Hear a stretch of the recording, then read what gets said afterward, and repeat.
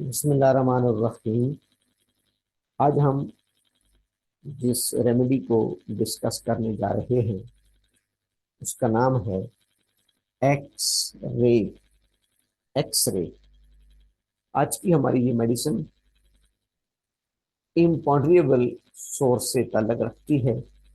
जैसा कि हम जानते हैं कि हमारी मेडिसिन प्लांट सोर्स से होती हैं, एनिमल सोर्स से होती हैं, मिनरल से होती हैं, नोसोड्स होते हैं, सार्कोड्स होते हैं और एक छठी सोर्स होती है इम्पॉन्ड्रिएबल्स।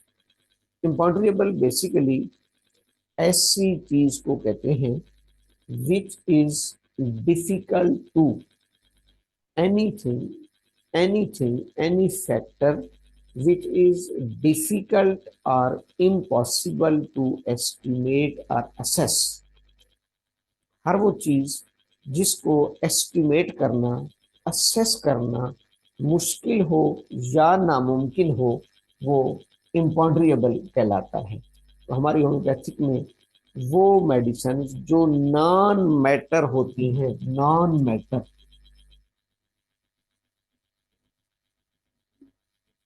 यानी जो जिनका तल्लक मैटर से नहीं होता, प्लांट, एनिमल, मिनरल, ये मैटर हैं सारे।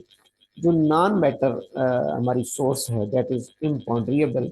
इट मीन्स कि anything, any factor which is difficult और इम्पॉसिबल टू असेस और एस्टिमेट। हर वो चीज जिसको एस्टिमेट करना मुश्किल हो। एक्सरेज को वैसे तो प्रोफेसर रोंटगेन ने इंट्रोड्यूस कराया था और उसने इसकी डिस्कवरीज की थी। होम्योपैथिक सिस्टम में इस रेमेडी पर सबसे पहले डॉक्टर ब्रैंड हॉर्ट फिंक, डॉक्टर ब्रैंड हॉर्ट फिंक और उसके बाद फिर इस पर डॉक्टर वाल्टर एम जेम्स ने भी तकरीबन 1896 में इस पे काम किया। 1896 में इन दो डॉक्टर्स ने इस पर बहुत ज़्यादा काम किया है। जिस तरह कैंटेस्टाइन हीरिंग लैकेसिस की इंट्रोडक्शन के हवाले से उनकी कंट्रीब्यूशन है, इसी तरीके से डॉक्टर ब्रेन हार्ड फिंक की एक्स रेज को उन्होंने होम्योपैथिक में इंट्रोड्यूस कराया। इसका मदर टिंचर या मदर सोल्यूशन अल्कोहल की एक वायल को लेकर, एक बॉटल में अल्कोहल डालकर उसको एक्सपोज किया जाता है एक्स रे से, यानी उसके ऊपर एक्स रेज अप्लाई करवाई जाती हैं। तो यूं वो जो अल्कोहल है, जो वायल थी, उसने एक्स रेज को एब्जॉर्ब किया और फिर उसकी फर्दर पोटेंसीज बनाई गई मेथड ऑफ डायनामाइजेशन या मेथड ऑफ पोटेंटाइजेशन के मुताबिक फिर उसकी फर्दर पोटेंसीज बनाई जाती हैं।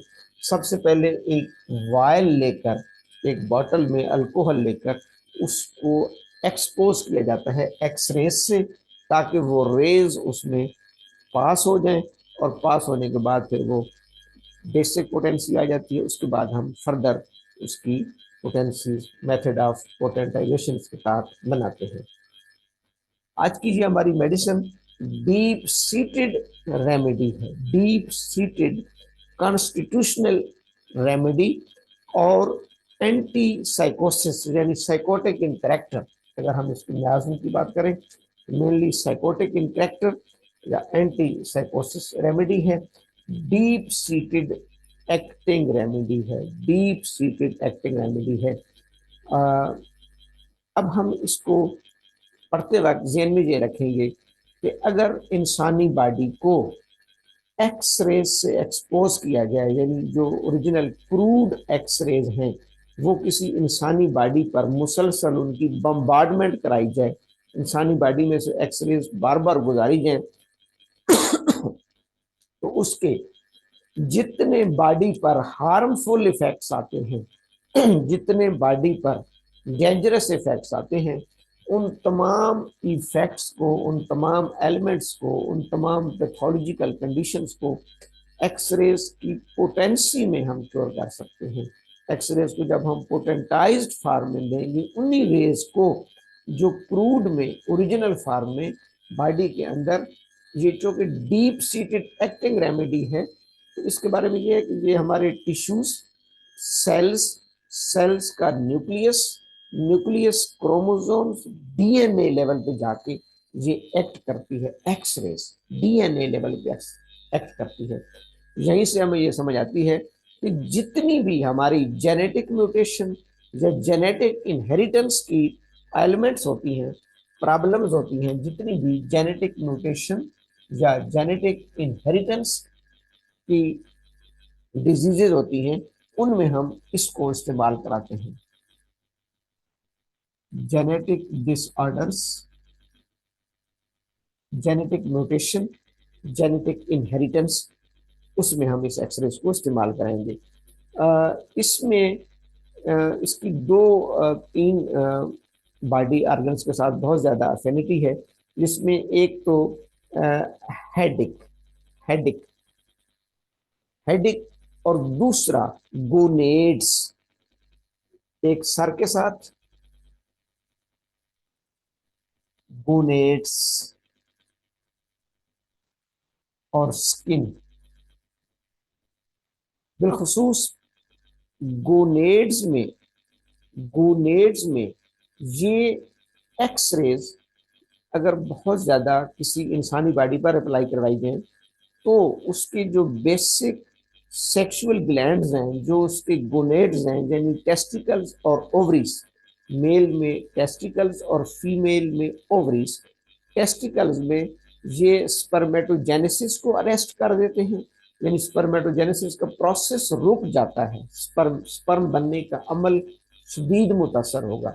अरेस्ट ऑफ स्पर्मेटोजेनेसिस, और फीमेल में अरेस्ट ऑफ oogenesis, फीमेल में ओवा बनने का अमल और मेल में स्पर्म बनने का अमल शदीद मुतासर होता है जब हम एक्स रेज को पास करते हैं, एक्स रेज की बम्बार्डमेंट करेंगे। अब इसी को ज़हन में रखकर हमारे पास जब भी कोई ऐसा पेशेंट आएगा कि जिसमें एजोस्पर्मिया या एस्थीनोस्पर्मिया होगा, एजोस्पर्मिया या एस्थीनोस्पर्मिया या ओलिगोस्पर्मिया, यानी स्पर्म्स की डेफिशिएंसी, स्पर्म्स की वीकनेस या बिल्कुल स्पर्म्स का न होना, एजोस्पर्मिया, एस्थीनोस्पर्मिया, ओलिगोस्पर्मिया, उन तमाम केसेस में हम एक्स रेज को कंसिडर करेंगे। और इस थीम के साथ कि चूंकि इसका मतलब है वहां पर या तो स्पर्मेटोजेनेसिस नहीं हो रही या स्पर्मेटोजेनेसिस कम हो रही है, तो उस स्पर्म प्रोडक्शन के अमल को बेहतर बनाने के लिए हम एक्स रेज को पोटेंटाइज फॉर्म में भेजते हैं। इसी तरीके से फीमेल में अगर ओवल्यूशन नहीं हो रही या ओवा प्रॉपर मेच्योर नहीं हो रहे, ओजेनेसिस नहीं हो रही, या ओवरी के अंदर जैसे हम AML टेस्ट में देखते हैं कि ओवरीज का पूल कम है, उन तमाम मामलात में भी हम एक्स रेज को कंसिडर करेंगे। यूं ये एक बहुत मेजर रेमेडी है, वैल्यूएबल रेमेडी है गोनेड्स में और इनफर्टिलिटी बोथ जेंडर्स में, मेल और फीमेल बोथ जेंडर्स की इनफर्टिलिटी में ये बहुत कारआमद मेडिसिन है। दूसरी, क्योंकि जैसे मैंने कहा कि ये डीप सीटेड रेमेडी है और सेलुलर और न्यूक्लियस जेनेटिक लेवल पर, डीएनए लेवल पर एक्ट करती है, तो किसी किस्म की जेनेटिक इनहेरिटेंस या जेनेटिक म्यूटेशन, जहां पर भी जेनेटिक डिसऑर्डर आ रहा होगा, जेनेटिक म्यूटेशन आ रही होगी, जेनेटिक इनहेरिटेंस आ रही होगी, मुख्तलिफ डॉक्टर्स ने अपने एक्सपीरियंसेस में लिखा है, डॉक्टर क्लार्क भी लिखते हैं कि 1906 में नवंबर 24 में एक लेडी जिसकी एज 56 ईयर्स थी, 56 ईयर एज, उसको कैंसर था खानदानी, उसके खानदान में कैंसर था, उसकी माँ भी 52 ईयर्स में कैंसर से मर गई। तो उस जेनेटिक इनहेरिटेड कैंसर में जब एक्सरेज को इस्तेमाल कराया गया, एक्सरेज की पोटेंसी को यूज कराया गया, तो वहाँ पर इसके फ्रूटफुल रिजल्ट सामने आए।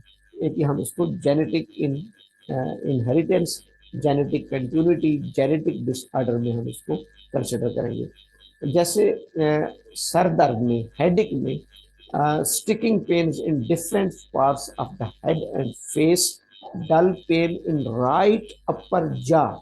इसमें हेडिक में बिलखसूस ये राइट साइडेड रेमेडी है, राइट साइडेड।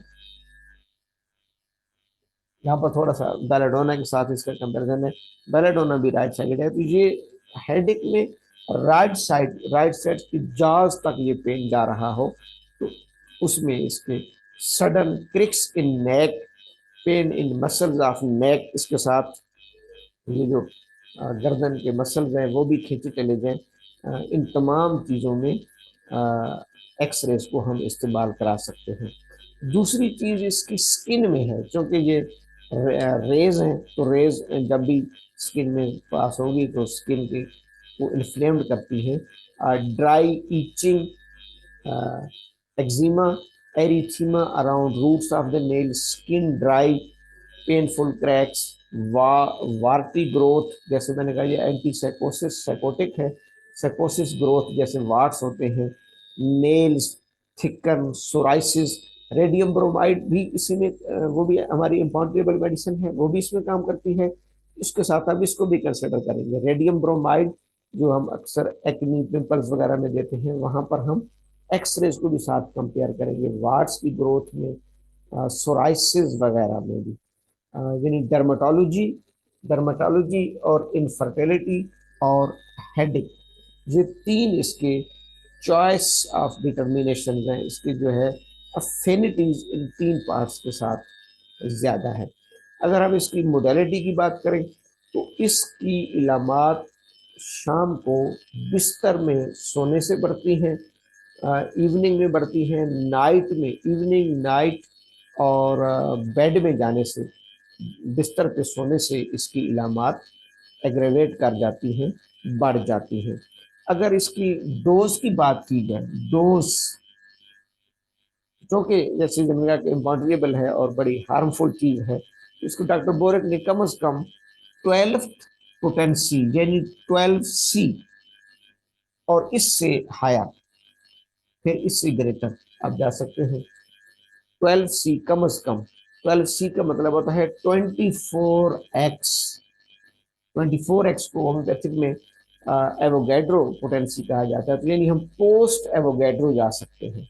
इसमें एक्स रेज में हम 24x या 12C से लो पोटेंसी में नहीं जाएंगे, फिजियोलॉजिकल डोज में नहीं देंगे, इसको प्योर पोटेंटाइज्ड होम्योपैथिक डोज में और पोस्ट एवोगैड्रो डोज में देंगे। यानी हम अबव 24x या 12C या 24x से अबव जाएंगे तो इसके लिए बेस्ट पोटेंसी जो रिकमेंड की जाती है दैट इज 30C इसकी बेहतरीन पोटेंसी है जिसको हम अक्सर इस्तेमाल कराते हैं। जैसे मैंने कहा कि ये हमारी इम्पॉन्ड्रिएबल है, इसको हम स्पर्मेटोजेनेसिस में यूज़ कराएंगे, डीप सीटेड एक्टिंग रेमेडी है। कैंसर में कराएंगे, हाँ अगर किसी पेशेंट्स कैंसर के मरीज में आफ्टर द सर्जिकल प्रोसीजर उसकी रेडियोथेरापीज हो रही होती है, रेडियोथेरापीज जैसे कैंसर, ब्रेस्ट कैंसर, GAT के कैंसर वगैरह में पोस्ट ऑपरेटिव ऑपरेशन के बाद रेडियोथेरापीज हो रही होती हैं, तो उन रेडियोथेरापीज के जो बैड इफेक्ट आते हैं, बैड इफेक्ट जहर है जिसमें पेशेंट्स के बाल झड़ जाते हैं, बाकी स्टोमाटाइटिस हो जाता है, एनीमिया हो जाता है, HB लेवल कम हो जाता है, GAT में नोजिया वोमिटिंग बहुत ज़्यादा हो रही होती है। तो जिसको हम कह सकते हैं कि बैड इफेक्ट्स ऑफ रेडिएशन के बैड इफेक्ट्स में भी हम इसको यूज़ करेंगे। इसी तरीके से बैड इफेक्ट्स ऑफ कीमोथेरापीज में हम कैडमियम सल्फ को रेपरेटरीज ने प्रेफर किया है, और बैड इफेक्ट्स ऑफ रेडिएशन में रेडियम ब्रोमाइड और एक्सरेज को हम कंसिडर करेंगे।